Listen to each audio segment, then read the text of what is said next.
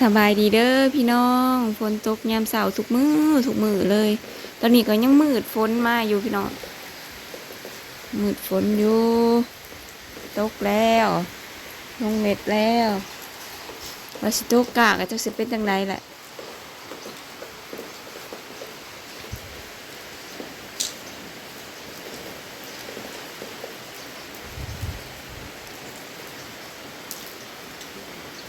ตกก็รอเบิ่งฝนซะก่อน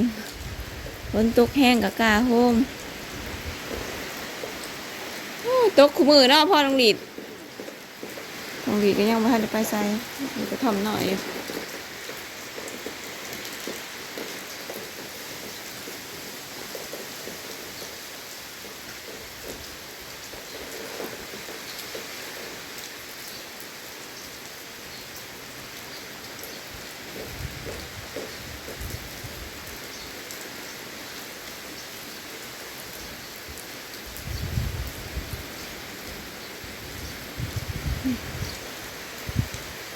เดี๋ยวนะ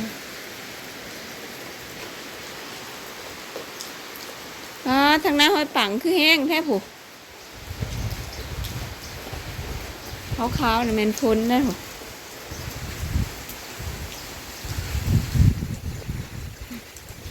ทางหน้าห้อยปังอันนี้ทางนี้ยังพันตกแห้งมีแต่ลมมาก่อน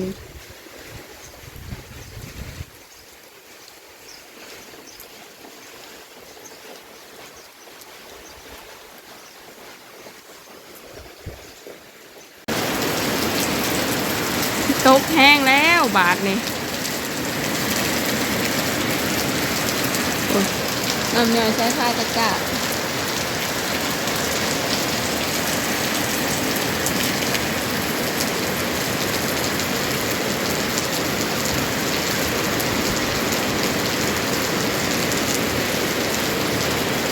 ต้นมะกล้วยขยายออกไปกระติด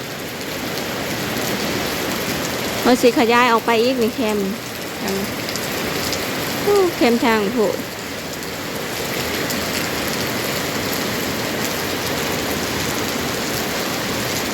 เบิ่งฝนตกไปทำกันเนาะพี่น้องตกดีทางนี่นะโพดโพว่าดีถึงมันสิตกก็สิได้ตกกะคือเก่าและแช่เขาไว้นะ3 มื้อ 3 คืนแหละพี่น้อง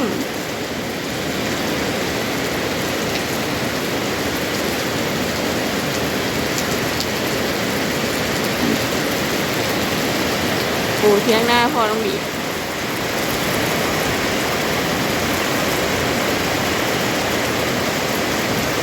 ใกล้ๆกัน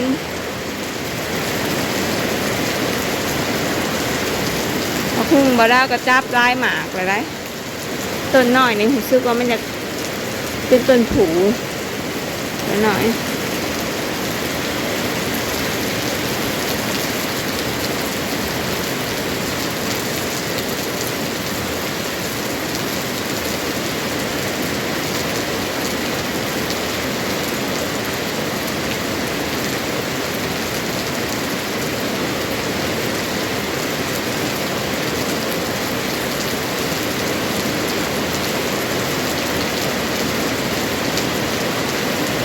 น้ำน้องก็เต็มน้องขับเต็มน้องแหน่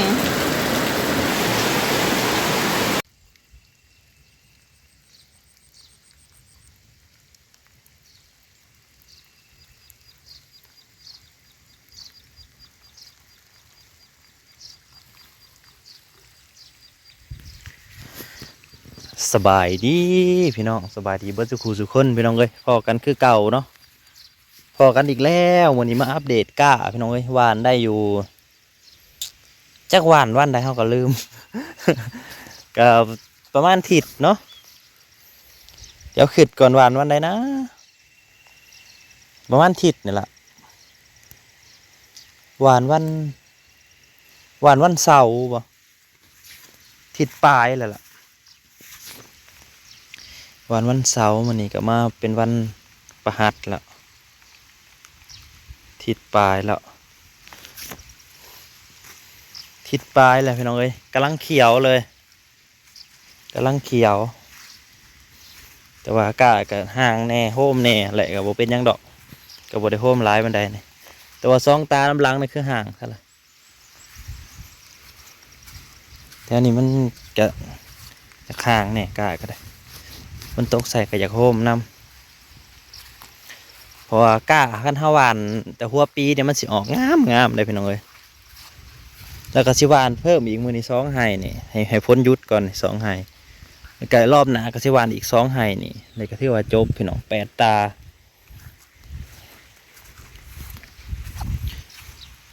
กะเฮา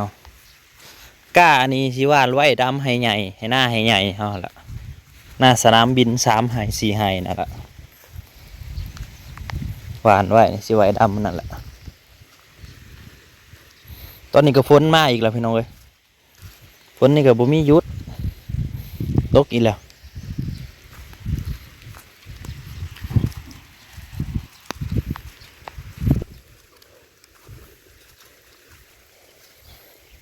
นี่ก็ไว้ตกกัน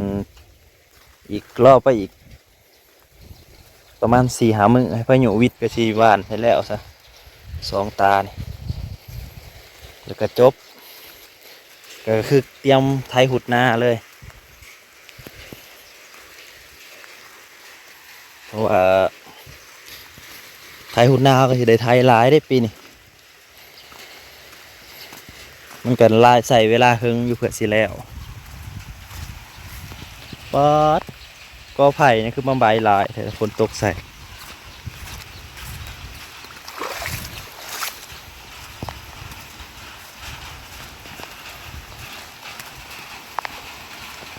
เป็ดน่าก็เลาะกินเท่านี้แหละ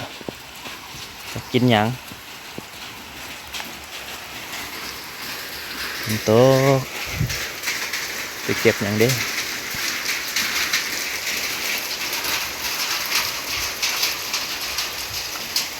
มะแข้งเขากำลังเป็นดอกลายไปหน่อยต้นมะแข้งเกือบพวง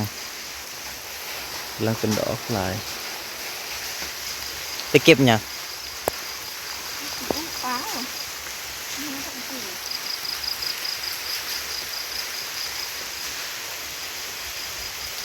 หน่อไม้พี่น้องกำลังออกหน่อ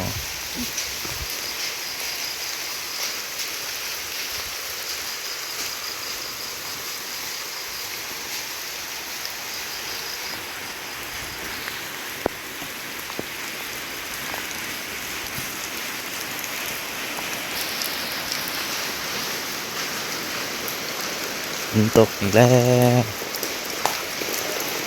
ได้ก็เขาจะไข่มันแต่บ้านจะเอามาปลูกเดี๋ยวใส่สลิงซิ่งมา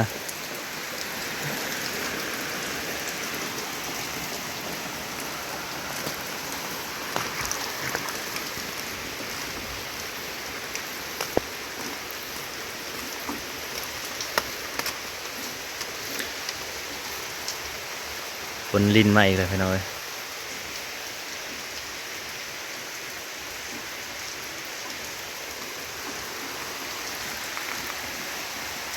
ต้นไม้เนี่ยบริโภคเลย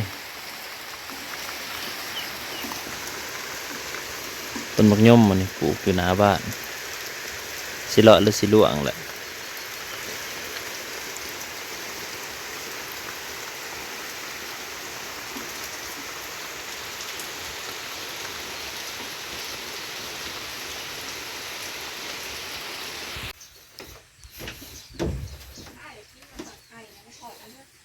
มีเห็ดหยังกินเนาะบ้าน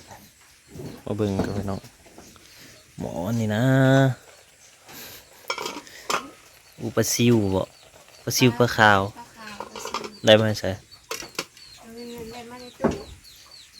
บ่ได้ซื้อมองมาใส่ปลาซิวเนาะผมปลาซิวหลายนะ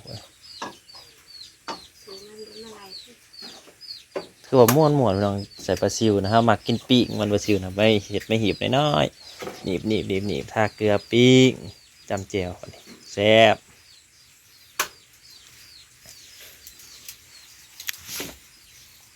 หลังคากระเห็ดไปแล้วตะวันนี่พี่น้อยหัวมุงทังกะซีพิษแผ่นหนึ่งหัวอะไรนี่มุงสังกะสีพิษด่านหัว2 ปองเอาน้ำมันเบนซินนะกับโฟมแล้วใส่สีเศร้า บาทนี้ก็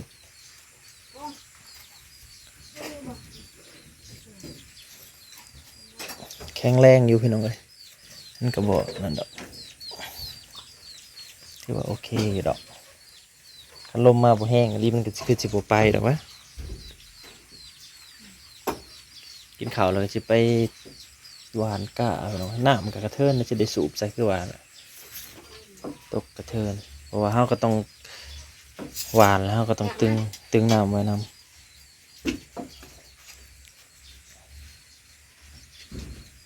จะทอดไข่วะ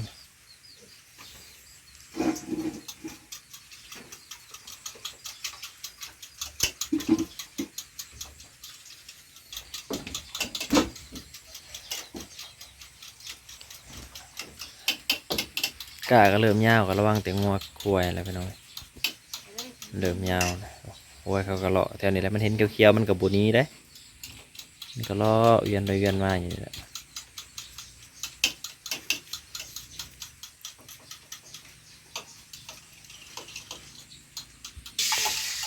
เอาซาถอดไข่พี่น้องไฟกับบุแห้งมาได้ไฟอ่อนๆนะเป็นกระตะอยู่บนนะจ้าไฟคืออ่อนตลอดอะไร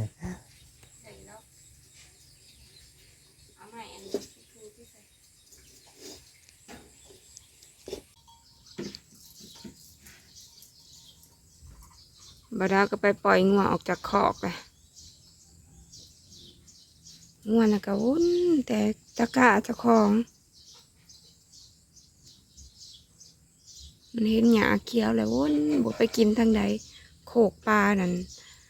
หญ้าร้ายแต่ว่ามันบ่ขึ้นคือว่าอะไรขึ้นโขกขึ้นปลาก็ยุ่งร้าย หญ้ากระปงบ่ได้ได้เท่านี้ก็เขียวอ่อนอันนี้นะเดินตุ้ยแน่งัวกับบัดนี้ตะกี้กินแต่ฟ้าแต่เฟืองแต่ฟาง